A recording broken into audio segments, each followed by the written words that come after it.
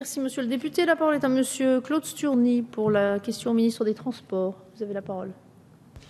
Merci Madame la Présidente. Monsieur le Ministre, je souhaite attirer votre attention sur la situation alarmante du projet transfrontalier du site rhénan de Gamsheim-Rheinau, prévoyant l'établissement de passerelles mixtes piétons-cyclistes et sur l'état des écluses du réseau à grand gabarit du pont-écluse de Gamsheim. Le projet de passerelle piétons-cyclistes, jugé éligible au titre des fonds européens Interreg, résulte d'une part d'un constat d'insécurité des usagers non motorisés et en croissance permanente en termes de trafic qui empruntent ce pont, et d'autre part d'un trafic important de véhicules personnels et poids lourds circulant dans les deux sens. La dégradation avancée du pont routier et des écluses est préoccupante. Voies navigables de France a émis un diagnostic alarmant sur la détérioration des écluses de franchissement et sur la structure même du pont. Près de 12 000 véhicules et une centaine de péniches par jour traversent ce point de passage qui n'a pas été conçu pour supporter un tel trafic. Le franchissement rhénan de Gamsheim est clairement l'une des infrastructures clés du dynamisme et de l'accessibilité en Alsace du Nord. Cette voie de communication est primordiale pour l'emploi, pour tous les travailleurs frontaliers, mais aussi pour la capacité d'exportation et d'échanges commerciaux de notre bassin d'activité. Une remise en état de ce point de passage est donc une nécessité, tant pour des raisons économiques que pour la sécurité des usagers. Les différents acteurs locaux souhaitent donc saisir cette opportunité pour reconstruire l'édifice à neuf.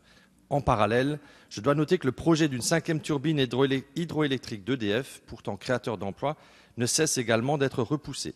Je vous serai donc reconnaissant, Monsieur le Ministre, de bien vouloir me faire part d'informations relatives à l'avancement de ce projet de reconstruction, de me fournir un échéancier des travaux et de me garantir que l'État tiendra son engagement budgétaire qui est inscrit dans le contrat État-région prévu à cet effet. Merci, monsieur le député. Monsieur le ministre, vous avez la parole.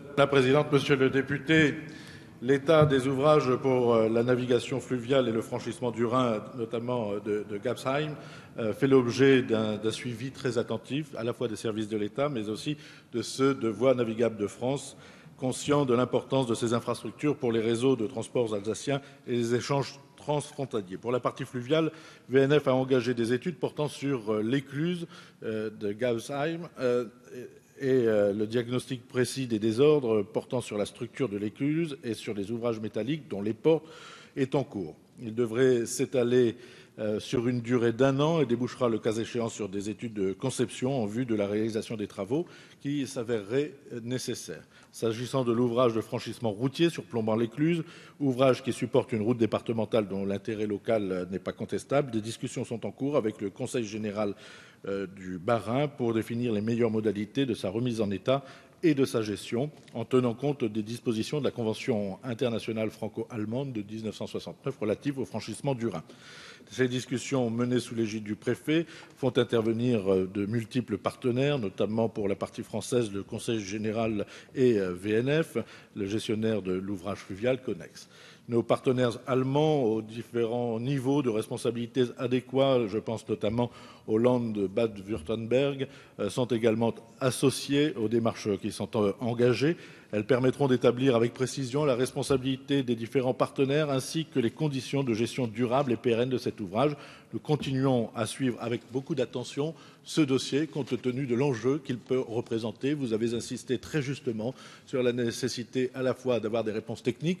Il faut le temps de l'expertise, mais aussi une volonté de financement. Je sais que VNF est très attentif sur les conditions de réalisation rapide, à la fois du diagnostic, mais aussi des éventuels travaux. Ils seront nécessaires, adaptés à cette réalité.